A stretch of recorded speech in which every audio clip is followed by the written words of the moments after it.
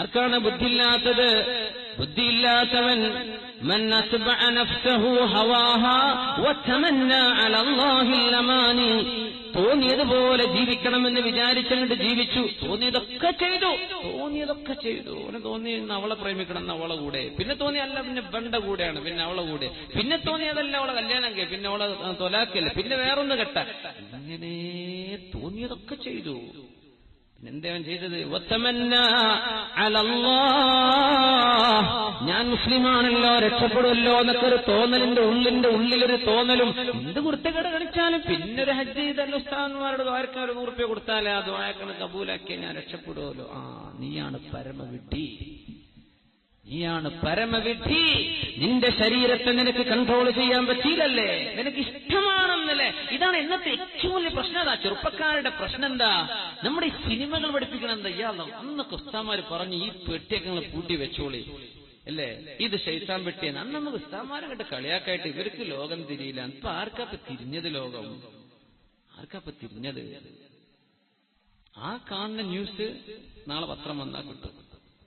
ചാനലുകാരൻ 4 ആളെ വീഡിയോ കോൺഫറൻസിൽ നിർത്തിയിട്ട് 2 മണിക്കൂർ ചോദിച്ചതന്നെ പിന്നെയും ചോദിക്കും, പറഞ്ഞു തന്നെ പിന്നെയും പറയും. ഓന്റെ പണിയാണ്. അവൻ 2 മണിക്കൂർ ചെയ്തിട്ടില്ലെങ്കിൽ അവന് ശമ്പളം കിട്ടൂല. നമ്മൾ വാ വിളിച്ചങ്ങനെ കാണുക, ഇത് കണ്ടിട്ട് വേണം ഉറങ്ങാൻ. നാളെ പോലും ജയിക്കോ ഇല്ലേ? ഇതാ ചർച്ച, ഇന്നത്തെ രാത്രിയിലെ ചർച്ച. നാളെ ആര് ജയിക്കും? പൊന്നാര ചങ്ങാതി, നാളെ നേരം വെളുത്താ കിട്ടുന്ന സംഗതിയല്ലേ, ഒന്ന് വെയിറ്റ് ചെയ്യും. അത് ചെയ്യൂല, അങ്ങോട്ട് പറയാം. വാർത്ത കാണാനാന്നൊക്കെ പറഞ്ഞിട്ട് നമ്മൾ വാങ്ങിയത്. ഏത് ആണുങ്ങളെ ഈ വാർത്ത കാണുന്നത്? എന്തിനാപ്പ ഇത് നടക്കുന്നത്?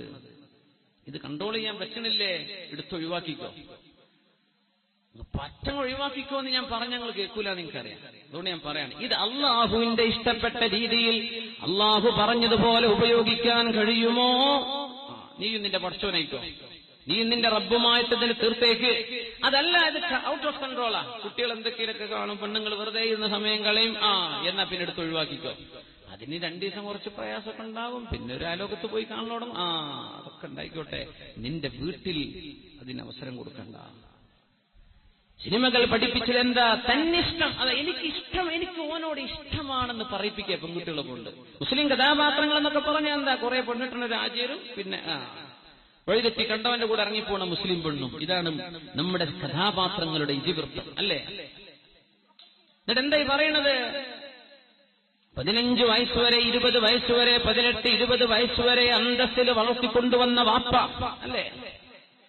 ജീവിക്കണ എന്തിനാ? കുഞ്ഞിന് വേണ്ടിയാ ജീവിക്കണത്. അങ്ങനെ പറയാം. ചെറുപ്പക്കാർ കല്യാണം കഴിക്കാത്തതുകൊണ്ട് ഇപ്പോൾ റൊമാൻറ്റിക് ആകുമ്പോൾ എന്ത് കുഞ്ഞ്, എനിക്കിപ്പോ കുഞ്ഞൊന്നും വേണ്ടെന്നൊക്കെ തോന്നും. അതൊക്കെ നീ പറയടോ. 2 കൊല്ലം കഴിഞ്ഞാൽ നിനക്ക് തോന്നൊരു കുഞ്ഞുണ്ടാവുമ്പോഴാണ് ജീവിതത്തിലെ സന്തോഷം. ആ കുഞ്ഞിനെ പൊന്നുപോലെ വളർത്താൻ വാപ്പ ജീവിക്കുന്നത്, കുഞ്ഞിനെ കെട്ടിച്ചയക്കാൻ ഗൾഫിൽ പോയത് കുഞ്ഞിന് സ്വർണം വാങ്ങിച്ചു കൊടുക്കാൻ അല്ലേ?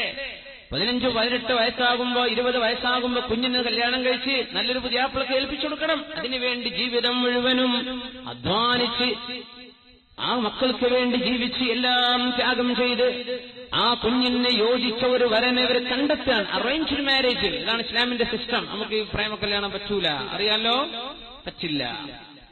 അങ്ങനെ ഒരു വിവാഹം ഉമ്മയോ വാപ്പയോ തങ്ങളുടെ രക്തത്തിൽ ജനിച്ച കുഞ്ഞിന് വേണ്ടി ആണിനോ പെണ്ണിനോ വേണ്ടി കൊണ്ടുവരുമ്പോ ചെറുക്കം പറയും, എനിക്ക് മറ്റവരോട് ഇഷ്ടമാണ്. എന്താടോ നീ പറയുന്നത്?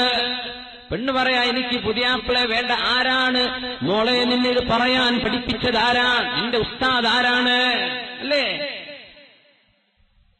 പ്രൊഡ്യൂസർമാരുടെ കയ്യിൽ നിന്ന് ചോദിക്കുന്ന പണം കിട്ടാൻ വേണ്ടി ചോദിക്കുന്ന പൈസ ചോദിച്ചു വാങ്ങി, കിട്ടാവുന്നത് മുഴുവനും വാങ്ങി ലക്ഷറിയായി ആഡംബരത്തിൽ ജീവിക്കുന്ന നടീനടന്മാർ, നമ്മുടെ കഥാനായകന്മാർ എഴുതി കൊടുക്കുന്ന സ്ക്രിപ്റ്റുകളാണ് അഭിനയിക്കുന്നത് അല്ലേ? സ്വന്തം മക്കളുടെ സ്വന്തം കുടുംബത്തിലോ അവരത് സമ്മതിക്കൂല. അവരുടെ സ്വന്തം ഭാര്യ അവരുടെ വീട്ടിലെ ഡ്രൈവറുടെ കൂടെ ഇറങ്ങിപ്പോകാൻ അവർ സമ്മതിക്കുന്നുണ്ടോ? ഇല്ല. പക്ഷെ ഇത് മുസ്ലിമീങ്ങളിലോ ഹിന്ദുവിലോ ക്രിസ്ത്യാനിയിലോ എന്ന വിഷയമല്ല. മനുഷ്യരിൽ ഇങ്ങനെ നടക്കണം. ഇത് കഥ പറഞ്ഞു കൊടുത്തത് ആരാണ്? ഈ കഥകൾ പ്രത്യക്ഷപ്പെട്ടത് എവിടെയാണ്? അല്ലേ? ഇത് കല്യാണം കഴിഞ്ഞാൽ അന്ന് ഇറങ്ങിപ്പോകുള്ളൂ, എനിക്കിവനെ വേണ്ട. ആരാണ് ഈ പഠിപ്പിച്ചത്? ആരാണ് മോളെ നിന്നെ ഈ വിഷയം നിന്നെ പഠിപ്പിച്ചത്? ആരാണ്? ജാതി ഏതോ മതമേതോ എനിക്ക് പ്രശ്നമല്ല, സ്നേഹമാണ്. എന്ത് സ്നേഹമാണ് കുട്ടി നീ പറയുന്നത്? നിന്റെ മുഖത്തെ ചുറുക്ക് കണ്ടിട്ടോ ഭംഗി കണ്ടിട്ടോ നിന്നെ സ്നേഹിക്കുന്ന ആണ് നിന്നെക്കാൾ ഭംഗിയുള്ള വേറെ പെണ്ണിനെ കണ്ടാൽ ഇവൻ അവളുടെ കൂടെ പോയില്ലേ? പോയിട്ടില്ലേ? പോകുന്നില്ലേ? നീ വിചാരിച്ചിന്റെ സ്വന്തം എന്ത് മണ്ടാങ്ങട്ടാ, നിന്റെ സ്വന്തല്ലേ? അള്ളാഹു ഹലാലാക്കിയത് നിക്കാഹിലൂടെ, വൈവാഹിക ജീവിതത്തിലൂടെ നിങ്ങൾ അള്ളാഹു തആല മനുഷ്യ ജീവിതത്തിലെ വളരെ ഇന്റിമേറ്റ് റിലേഷൻഷിപ്പാണ്. ഒരു ഭാര്യയോ ഭർത്താവോ തമ്മിലുള്ള ശാരീരിക ബന്ധമെന്ന് പറയുന്നത് അൾട്ടിമേറ്റ് ഇന്റിമസി അവിടെ വേണം. അങ്ങനെ ഒരു ബന്ധം നടക്കണമെങ്കിൽ അള്ളാഹുവിന്റെ നാമം ഉച്ചരിച്ച് അൻകഹതുക വസവ്വജ്തുക, എന്റെ പെണ്ണിനെ അള്ളാഹനെ മുൻനിർത്തി ഞാൻ നിനക്ക് നിക്കാഹ് ചെയ്തു തരുന്നു, പൊരുത്തപ്പെട്ട് തരുന്നു. ബിമഹരി കദാ, എന്റെ റസൂൽ പഠിപ്പിച്ചത് അതാണ്. ഇന്ന മഹറിന് നിനക്ക് ഞാൻ വിവാഹം ചെയ്തു തന്നു എന്ന് ഈ പെണ്ണിന്റെ വലിയ ഉത്തരവാദപ്പെട്ട ആള് ഏൽപ്പിച്ചെങ്കിൽ മാത്രമേ പെണ്ണെ നിന്റെ ശരീരം നീയുമായി ഒരു ബന്ധവുമില്ലാതിരുന്ന ഒരു അന്യപുരുഷൻ അന്യ മുസ്ലിമിന് ഹലാലാകുന്നത് ഹലാലായ അള്ളാഹു പുണ്യമാക്കിയ നിക്കാഹിലൂടല്ലേ? ആ നിക്കാഹിലൂടെ നീ സ്വീകരിക്കേണ്ടതിന് പകരം നീ ഒളിച്ചോടിയിട്ട്, എന്തായി ഒളിച്ചോട്ടെന്ന് പറഞ്ഞാൽ നിന്റെ കയ്യിലെ കാശ് കഴിഞ്ഞാൽ നിന്നെ ഇട്ടവൻ ഓടില്ലേ? ഇവിടുന്ന് നേരെ വിടും ബാംഗ്ലൂർ, ബാംഗ്ലൂരിന്ന് വിടും ബാംഗ്ലൂരിന്ന് പിന്നെ അടുത്ത സ്റ്റോപ്പ് ഇപ്പോൾ ഡൽഹി ആയിരിക്കും, അല്ലെ ബോംബെ. കയ്യിലെ സ്വർണ്ണൊക്കെ തീർന്നല്ലേ? നിന്റെ വാപ്പ കഷ്ടപ്പെട്ട് അധ്വാനിച്ചുണ്ടാക്കിയ സ്വർണ്ണമാലകൾ കിട്ടിയ പ്രാശിന് ബിദറാഹിമ ബഖ്സിൻ ജിനാ ബിബിദാഅത്തിൻ മുസ്ജാഹ് ഫഔഫി ലനൽ കൈല വതസദ്ദഖ് അലൈനാ ഇന്നാ നറാക മിനൽ മുഹ്സിനീൻ. ജോലിക്കാരോട് പോയി പറയണ വാക്കാതെ. പിന്നെ ഈ മാലക്ക് എത്ര തരാൻ പറ്റൂ? തന്നേക്ക് ഗ്രാമിന് ഇത്ര, അതിന്റെ പണിക്കൂലി ഇത്ര, പണി കുറവിത്ര എന്നൊക്കെ പറഞ്ഞ് അധ്വാനിച്ച് ഒരുപാട് കാശിന് വാങ്ങിക്കൂട്ടിയ നിന്റെ സ്വർണ്ണമാലകളും വളകളും ഏതെങ്കിലും ടൗണുകളെയോ സിറ്റികളിലെയോ കണ്ട ജ്വല്ലറിക്കാരന് കിട്ടിയ കാശിന് വലിച്ചെറിഞ്ഞു കൊടുത്ത് അതുകൊണ്ട് കൂത്താടി ജീവിച്ച് ഒരു മാസം നിന്റെ കൂടെ നിന്റെ ശരീരത്തിൽ ഹറാമായത് നീയും അവനും ആസ്വദിച്ചു കഴിഞ്ഞാൽ ഇവന് നിന്നെ പിടിച്ചു നിർത്താൻ കഴിയോ? പിന്നെ നിന്നെ കാഴ്ചവെച്ചില്ലേ മറ്റുള്ളവർക്ക്? നിന്നുകൊടുത്തല്ലേ? പെണ്ണേ, അൽ-ഈമാനു സിർബാലുൻ യുസർബിലുഹുല്ലാഹ്. ഈമാൻ എന്ന് പറയുന്നത് ഒരു മനുഷ്യന്റെ ശരീരത്തിലേക്ക് അല്ലാഹു ചാർത്തിക്കൊടുക്കുന്ന വസ്ത്രമാണ്. ലാ യസ്നി സ്സാനി ഹീന യസ്നി വഹുവ മുഅ്മിനുൻ. ഒരു വിശ്വാസിയും വ്യഭിചരിക്കുകയാണെങ്കിൽ അവന്റെ കൂടെ ഈമാനില്ലെന്ന് റസൂലുള്ളാഹി സ്വല്ലല്ലാഹു അലൈഹി വസല്ലം. വയസ്രിഖു ഹീന യസ്രിഖു വഹുവ മുഅ്മിൻ. നീ മോഷണം ചെയ്യുന്നതോ കണ്ടവന്റെ പൈസ കൊണ്ടുപോകുന്നതോ പുട്ടടിക്കുന്നതോ നീ ചെയ്യുന്ന നേരത്ത് നിന്റെ കൂടെ ഈമാനില്ലെന്ന് അല്ലാഹു ഈമാനിനെ ഉയർത്തിക്കളഞ്ഞു. ഈമാൻ ഉയർത്തിക്കളഞ്ഞാൽ വഅദല്ലാഹു അല്ലദീന കഫറൂ, അവിശ്വാസികൾക്ക് കൊടുക്കുന്നത് എന്താ? നാറ ജഹന്നം, നരകമാണ്. ിലേക്കാണ് നിന്റെ പോക്ക്. ഇതൊന്നും ചിന്തിക്കാതെ നിന്റെ ഭർത്താവ് നിന്ന് നിക്കാഹ് ചെയ്തിയ ഭർത്താവുണ്ടായിരിക്കെ ആ ഭർത്താവിൽ നിനക്ക് ഹലാലായ 1, 2, 3 മക്കള് ജനിച്ചിരിക്കെ, അല്ലെങ്കിൽ നിന്റെ കല്യാണം നടന്നിട്ടില്ല എന്ന് വിചാരിക്കെ, നീ വല്ല പ്ലസ് ടുവിനോ നീ വല്ല ഗ്രാജുവേഷനോ പഠിക്കാന്ന് വിചാരിക്കെ പെൺകുട്ടി, എന്നിട്ട് കണ്ടവന്റെ കൂടെ ഇറങ്ങിയോടി നിന്റെ ശരീരം ഹലാല് കൊണ്ട് സ്വീകരിക്കേണ്ടതിന് പകരം ഹറാമ് കൊണ്ട് മലിനപ്പെടുത്തി പിന്നെ നീ നിക്കാഹ് ചെയ്തിട്ടെന്ത് കാര്യം? അള്ളാഹു അനുവദിച്ചതിനെ നീ പിച്ചു ചീന്തുകയും ഹറാമാക്കിയതിനെ നിന്റെ ശരീരത്തെ മലിനപ്പെടുത്തിയില്ലേ നിന്റെ ബന്ധത്തെ? അതുകൊണ്ടല്ല സഹോദര, പ്രേമ കല്യാണങ്ങൾ നിലനിൽക്കാത്തത് എന്താ? എന്തായി പൊളിഞ്ഞു പോണത്? താരെ ഇതൊക്കെ പറയും. പ്രേമുണ്ടാകുമ്പോ എന്തൊക്കെയാ പറയും ചെറുപ്പക്കാർ? ഭയങ്കര റൊമാൻറ്റിക്കാ. ഷേക്സ്പിയറുടെ നോവലോ മറ്റ് നാടകങ്ങളൊക്കെ വായിക്കുന്ന കുട്ടികളൊക്കെ ഭയങ്കര റൊമാൻറ്റിക് ആയി പോകും. ഈ ലിറ്ററേച്ചർ പഠിക്കുന്നത് ഭയങ്കര ഒരു പ്രശ്നം. ഈ ലിറ്ററേച്ചർ എന്നൊക്കെ പറഞ്ഞത് Malayalam, let it be English, Malayalam, any language, അതിന്റെ ഇതിവൃത്തം എന്ന് പറഞ്ഞാൽ തോന്നിവാസങ്ങളായിരിക്കും. പിന്നെ ഈ സാഹിത്യകാരന്മാർ എഴുതിവിടുന്നത് ഉള്ളിന്റെ ഉള്ളിലേക്ക് ഈ വികാരങ്ങൾ ഇതൊക്കെ എഴുതിയിട്ടങ്ങ് വിടാനേ പറ്റുള്ളൂ. ഷേക്സ്പിയറൊക്കെ കുറെ എഴുതി പല തോന്നിവാസങ്ങളും. നമ്മൾ ഭയങ്കര ലിറ്ററേച്ചർ എന്ന് സെലിബ്രേറ്റ് ചെയ്തുകൊണ്ടിരിക്കുക അല്ലേ? എന്നിട്ട് അങ്ങോട്ട് പറയാ, എനിക്ക് നീ വിളിച്ചാൽ ഞാൻ വരും. ആരുടെ കൂടെയാണ് നീ പോകേണ്ടത് മോളെ? ആരുടെ കൂടെ പോണം? നിന്നെ നിക്കാഹ് ചെയ്ത് നിന്റെ ഭർത്താവിന്റെ കൂടല്ലേ പോകാൻ പാടുള്ളൂ.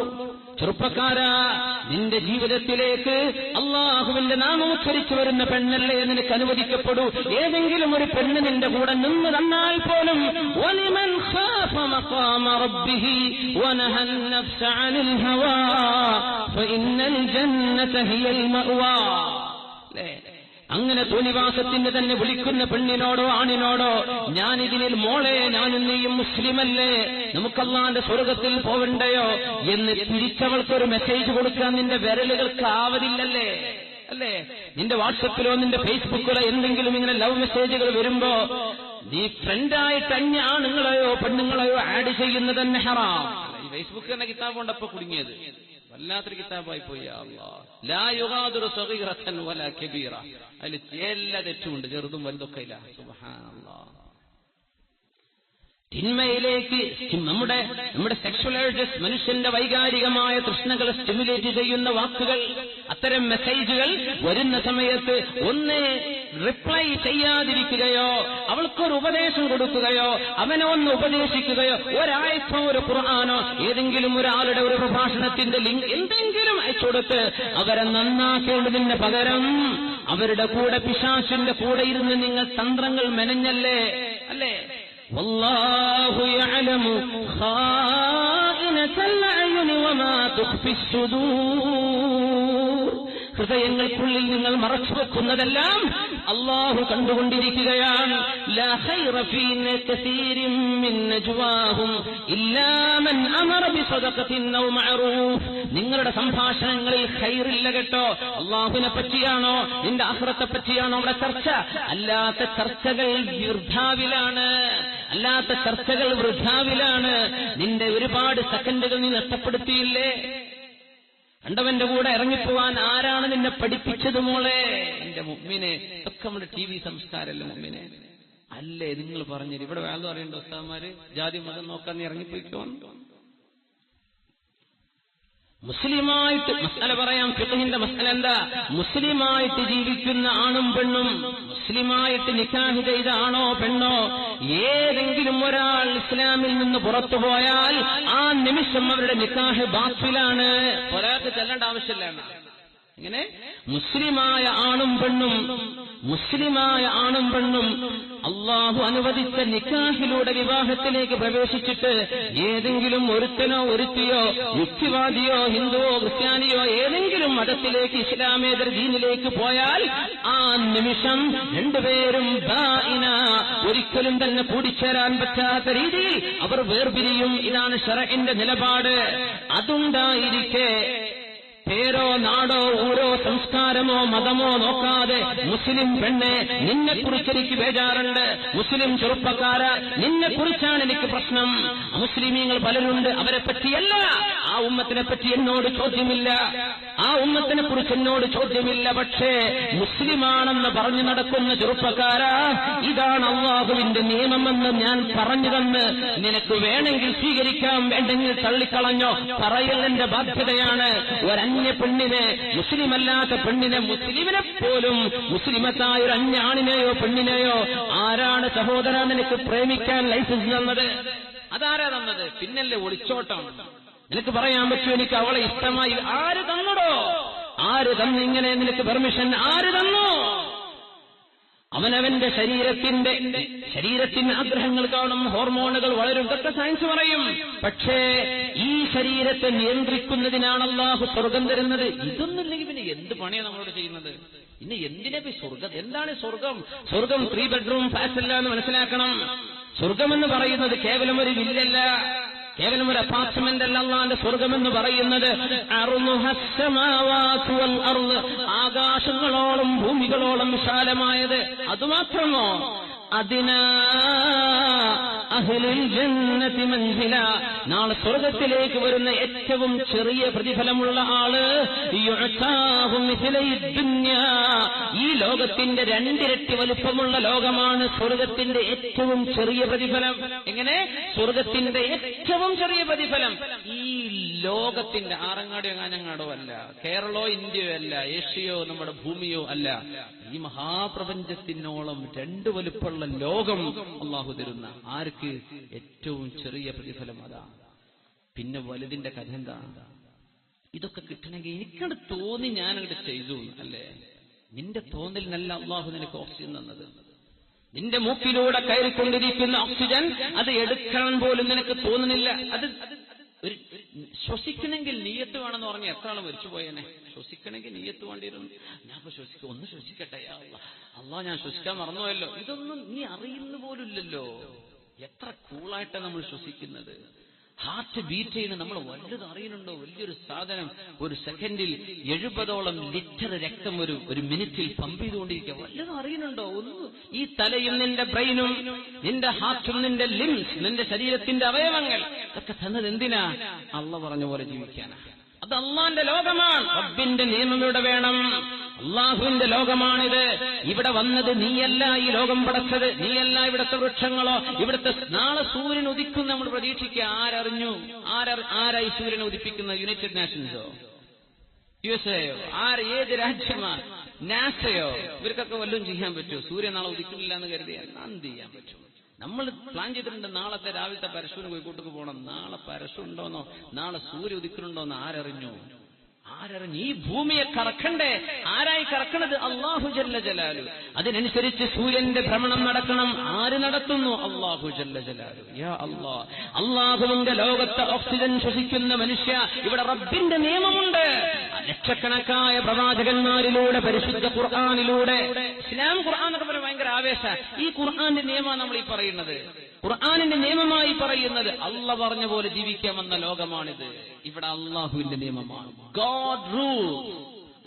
അള്ളാഹ്ക്കാണ് അവിടെ ഭരണം.